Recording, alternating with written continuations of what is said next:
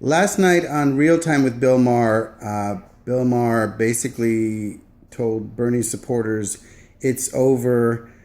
He said some nice things about Bernie and about the movement, but then basically he said it's time to let it go and that Hillary won fair and square. And then he kind of mocked the movement and said, people that have time to go to rallies are not actual voters. They're people that have too much free time, and some other jokes.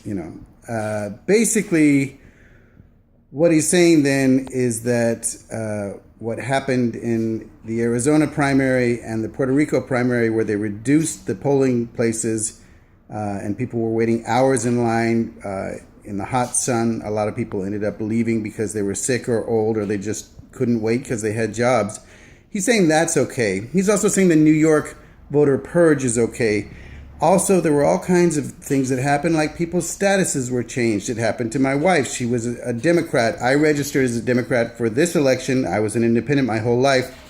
When we got our ballots, mine said Democrat, hers said independent. So, or, not independent, but not whatever the thing is with that, because there was a trick about how if you're registered as an independent with the independent party, then you're actually registered with some right-wing party, which she wasn't, and I wasn't. I was independent. I was actually, not declared, I think is what they call it. Anyway, he's saying that that's okay, that they changed the statuses, that the closed primaries kept independents out, that they declared Hillary a winner with the AP, or the presumptive winner, the day before the California primary.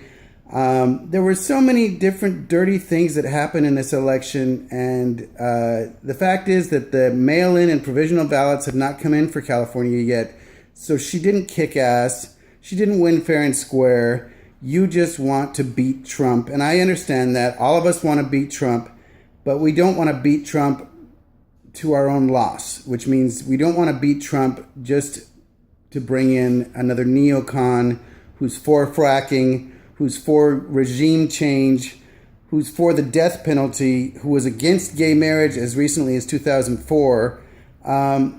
We need to bring in someone, and we do want a historic presidency. We want a woman president if possible. We're not about Bernie. We're about his beliefs, about his issues. And to paint us as all millennials is not accurate either, or all white men is not accurate either. But that's part of the spin that's been going on from day one, along with counting the superdelegates.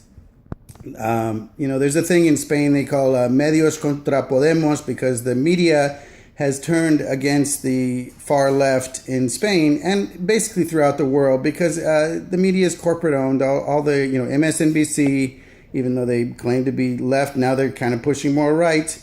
CNN, all of them, and of course the main network stations. So anyway, it's very sad to me, because I had a lot of respect for Bill Maher. He actually does have left-leaning values, but he doesn't seem to understand that if you're for the environment, then you can't be for fracking.